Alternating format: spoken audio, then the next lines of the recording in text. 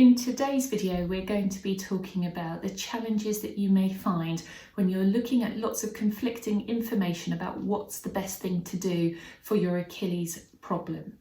So it could be published studies, it could be sources that you find on the internet.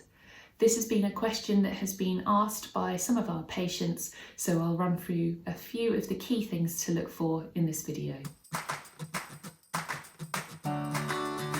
Hi, I'm Ali. I'm one of the physios from treatmyachilles.com. We are an online virtual physiotherapy platform helping you with any type of Achilles tendon problems. If you would like some more information about how to book or what our service provides, please have a look in the information below. So the first thing to note would be to look at the source of the information that you have. Has that information, for example, got references attached to the bottom so you know that that particular item that they're talking about, that particular treatment technique or the thing that's been told to buy that might help you best, has that been attached to any kind of resource that you can look back up to an article or a research paper and you can have a look at a little bit more information? Is your source from a reputable brand, a reputable name, a reputable type of journal? So if we're looking for the best type, we're looking for something that has come from a research paper, and a research paper that has been produced and is published in a peer-reviewed journal.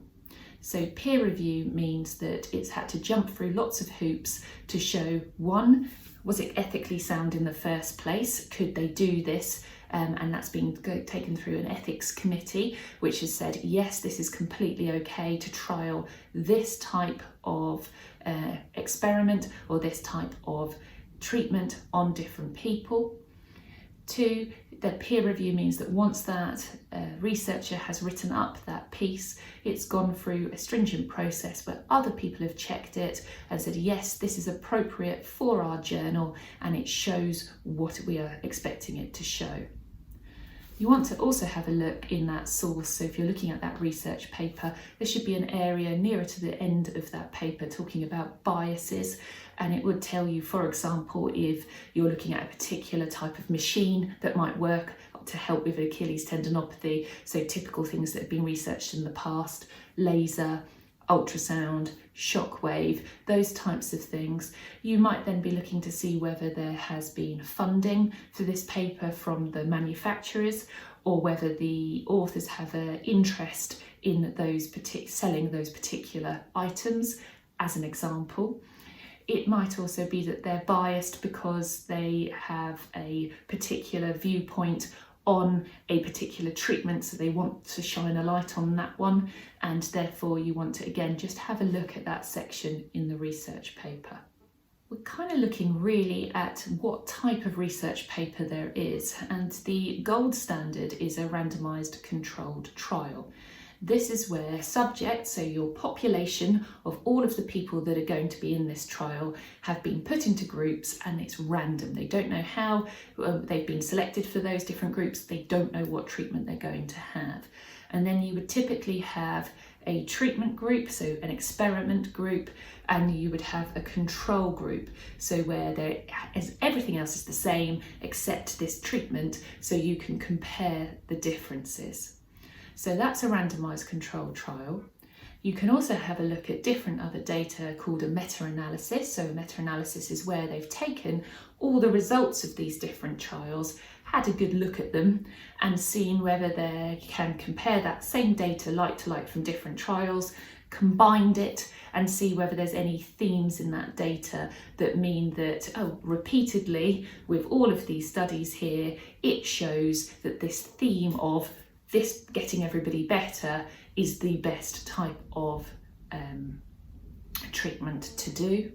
And the third type of paper would be a systematic review. So that systematic review is where they have gone through all of the most reliable sources on the topic that you're looking for, had a summary of all of this evidence, looked at what it's all showing, and come up with a guideline of what is the best available treatment. So systematic reviews tend to be used quite heavily in guidelines. So in the UK, there's the National Institute of Clinical Excellence. They come up with different guidelines for different things that could be treated, and that tends to heavily rely on these sorts of systematic reviews. And it can also be that researchers are trying to show what existing knowledge is out there, so then they can say, right, well, I'd like to now research this part of that. So things to look for if you're looking at these research papers is it one of those types? Brilliant. If it's not one of those types, okay, have a look in a little bit more detail, but it may not be the best type of evidence that's out there. But then you need to ask yourself a few more questions. So if we go back to that randomised control trial, and we're talking about taking a population, taking a group of people and putting them into different options, you want to have a look at whether that population is relevant to you. So if they're talking about the prevalence of Achilles tendinopathy in volleyball players, for example, and they're looking at 11-year-olds to 18-year-olds, yet you're 35, is that relevant to what you're looking at? If they're talking about volleyball players, but you play football or you go running, again, is that relevant to something that you want to be reading about? Then in all of these different types of papers, all of the evidence that you're looking at, again, you want to have a look at, well, what were those treatment interventions and what were those control groups doing? Because if they're not doing things that, again, are comparable to what you've been told, or comparable to what is actually used in clinical practice, then again, they may not be relevant to the information that you're trying to find out. So examples could be we're using one of those electrotherapy machines again, and they're saying, oh, absolutely, it's terrible, it's not working at all. But when you look at the settings they've put that machine on, or how often they're being used on people, or whether that's being used in combined with what we know is really good evidence base is the, let's say, exercise and rehabilitation, or has it been just changed on its own, you again can say, okay, is this a useful piece of information or not? If we're then looking at things like the meta-analysis or the systematic review, and they're taking lots of data and lots of studies, they tend to be talking about themes, or if you're looking at the data, talking about averages. So it's also important to note that an average is nobody's result. Lots of people are higher than this, lots of people are lower than this. This is the midline area. So it gives us a guideline to what to aim for, but it's not set in stone that you need to be this average person. When you're looking at the systematic reviews or you're looking at the meta-analysis again, you've got to be looking at, are those populations comparable, what they've done. So if we're now talking about exercise, and they're saying, is it better to do like 2 up, 1 down type calf raises, or is it better to use weights? Have they compared the same ages in that population? Have they compared the same frequency of how often they're doing the exercise? Have they put the weights up? Have people got easier? What has been done to compare to make things more on an even keel?